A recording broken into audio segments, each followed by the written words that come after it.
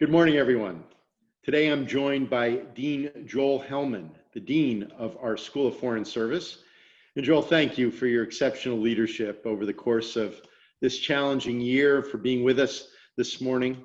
Let's get started. This fall, you marked 5 years as Dean of our SFS. Can you talk about some of the biggest lessons, milestones of your first 5 years, and what are your hopes and vision for the years ahead?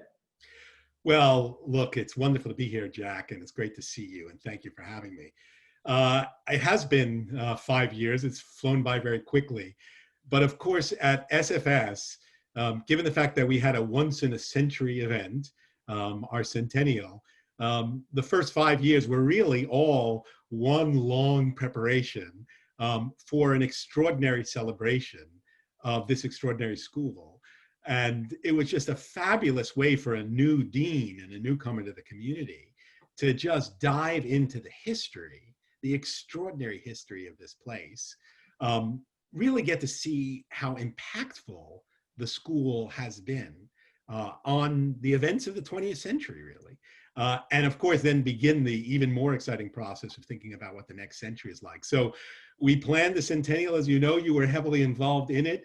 We had some grand gala events, fancy dress balls with some star-studded alumni. And when you lined up all the unbelievable people that graduated and had impact on the world from SFS, it was just stunning. Really, it took my breath away.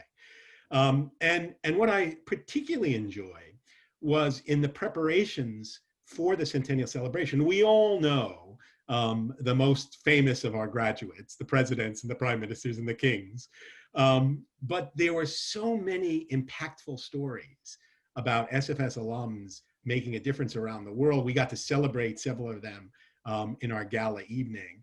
And it was just a joy to be part of that history and to bring that history to life, which I think we were able to do in the centennial. So that was the highlight sort of the last 5 years. Sure, sure. Can you talk a little bit about some of what you learned in your preparation for the centennial, the special moments in the history of the school that were particularly resonant for you? Oh, so hard to choose just one. One of the things that we did in celebration of the centennial, what people normally do when they have an anniversary, is they write a history of the school. And we began to do that, but we realized that we were onto something much bigger.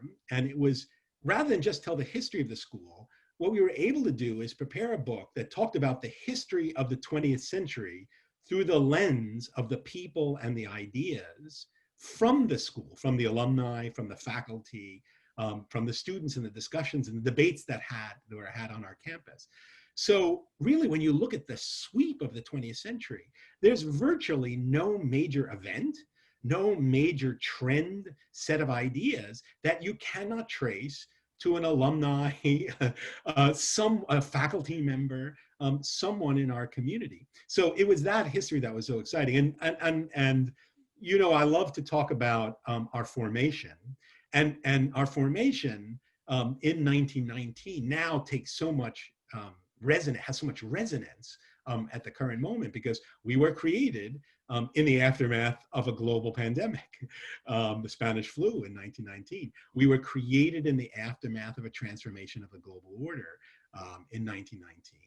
We were created when the world trading system and the security relations and global alliances were all being rethought and reimagined. So to kind of link our current moment and be inspired by that history, I think was one of the most revelatory aspects of this centennial. And for me, actually gives me a lot of hope at the moment, because I know that we've been through this, our school has been through this, and the world has been through this before, and we came out the other end.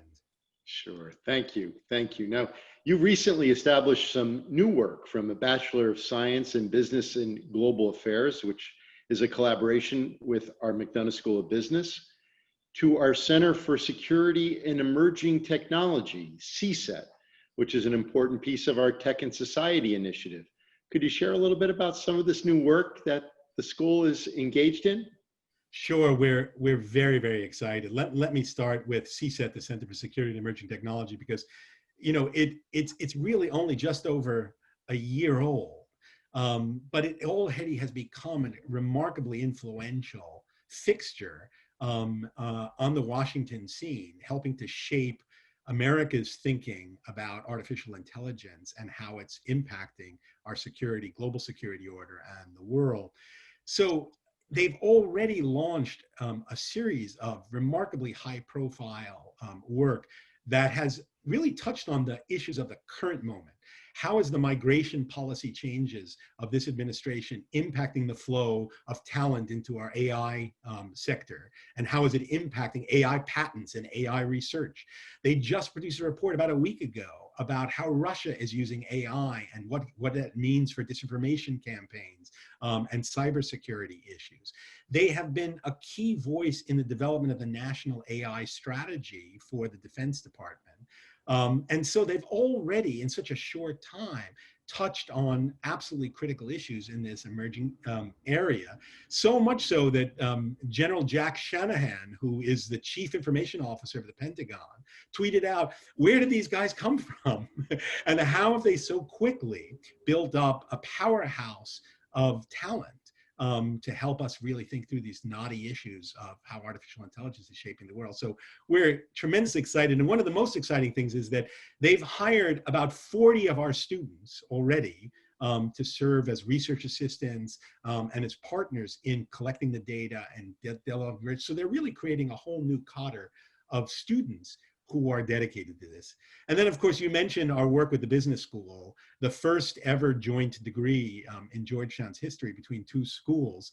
That may seem like an extraordinary milestone for Georgetown, but it is to take two schools that originally were pursuing different paths of education, saying business has this path, international affairs has another path, while all of the problems that we're facing globally are absolutely integrated between the private and the public sector.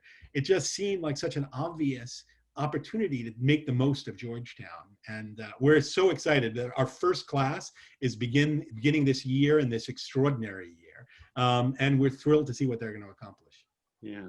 Now, SFS has hosted some terrific virtual events and lectures since we've been in this virtual learning environment. How have you imagine creative ways to bring the community together? Has anything surprised you or stood out as a particular success coming out of these very challenging few months? Have you approached the virtual learning environment in ways that have enabled you to discover new ways of being the School of Foreign Service? Well, there's a couple of ways I can respond to that. I mean, first and foremost, one of the challenges, as you know so well at the moment, is how do we replicate the extraordinary sense of community that Georgetown provides and the excitement of being on the Georgetown campus, where, in any given day, extraordinary people are coming sort of in and out. And there is something about as maybe just the big Zoom event with hundreds and hundreds of people that maybe doesn't have the same sense of excitement of a Gaston Hall lecture. So the question is, how do you create the same level of engagement and intimacy that we would have in one of our rooms and someplace on campus? So what we did is I used to do a series of what I called coffee chats in my office on campus. We replicated the coffee chat format. And we had small groups, no more than 15 to 20 students, so they can fit on one Zoom screen. And we did a series called SFS Leads Through Crisis.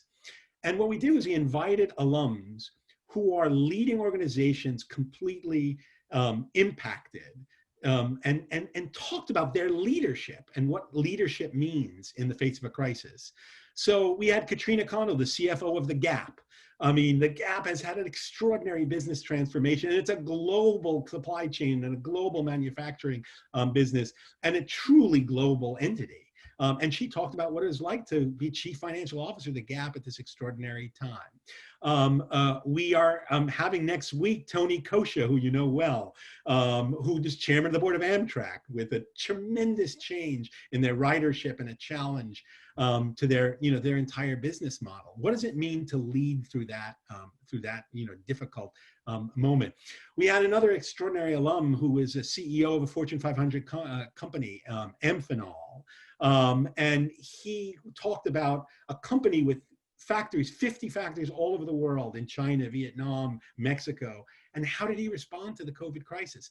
So our students got a chance to get an intimate discussion in a small group format of how leaders are really responding to these challenges. And that was a great way of connecting them, an exciting way of using the Zoom platform.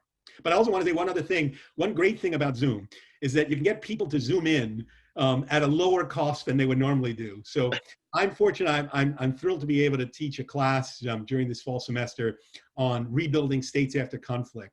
And I cajoled the president of the World Bank to pop in. So we had 16 sort of juniors and seniors who had a chance to spend an hour and a half grilling the president of the World Bank to see how he was going to respond to the global crisis. Well, that's a great segue to my next question, because you were at the World Bank for 15 years in several leadership roles, including as director of the Center on Conflict Security and Development in Kenya. And part of your work at the bank involved managing and responding to global crises and conflict. Can you share about some of those experiences, what you learned from them, and how they're informing you in this moment? Well, we are in such an extraordinary moment, and I don't think that the global implications on poverty and poverty levels around the world have fully sunk in, because obviously we're so concerned, with our own safety, our own security, and our country's own safety and security. The last World Bank report on poverty shows that for the first time in over 20 years, the number and the share of the population living in absolute extreme poverty, measured by $1.90 a day, is going to go up for the first time in 20 years.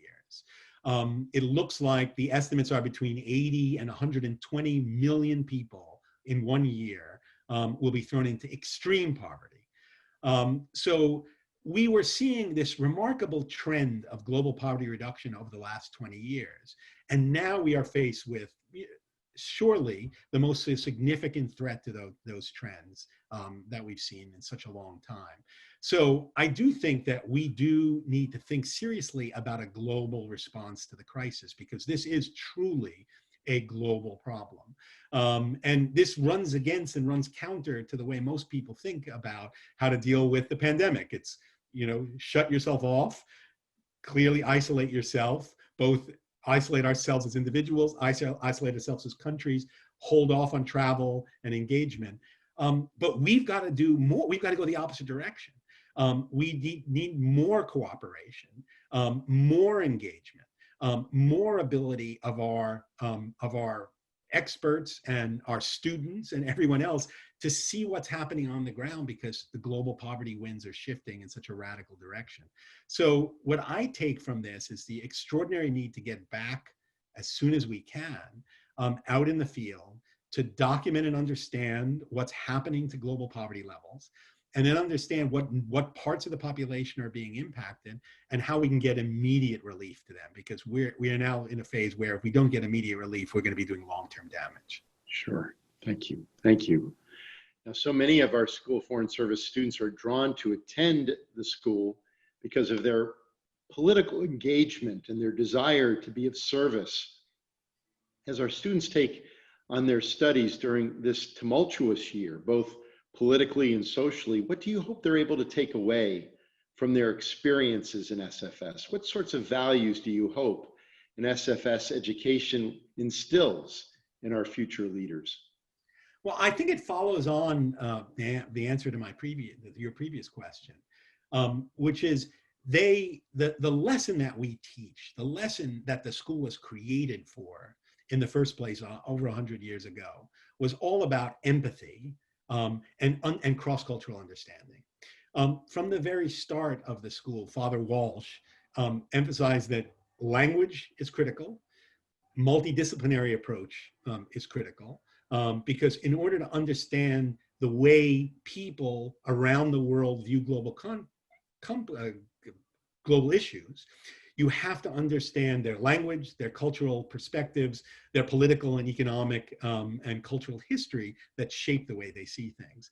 So what I'm hoping for is, at a time when everyone is pushing inward and pulling inward, I might say, when everyone is concerned about their exceedingly local concerns, I think students need to be pushing in the opposite direction and thinking much more about how do we understand the way different parts of the world are understanding these global problems, because they're truly global problems. And how do we start thinking creatively and innovatively about how to solve them? So what I like to think about SFS is we're training them to be problem solvers, because we've always been in the business of linking deep analysis and academic prowess with an understanding of the problems of practice and trying to bring those things together. And there couldn't be a more important time to be getting those skills now. Yeah, no, thank you. And thank you for your exceptional leadership in our community. In closing, is there one last word you'd like to leave with the members of our community? Well, I hope everyone knows, everyone who's associated with this community, but especially alumni and others who may not be in the day-to-day interaction, I hope they understand the extraordinary resilience that our students are showing, our faculty, our staff.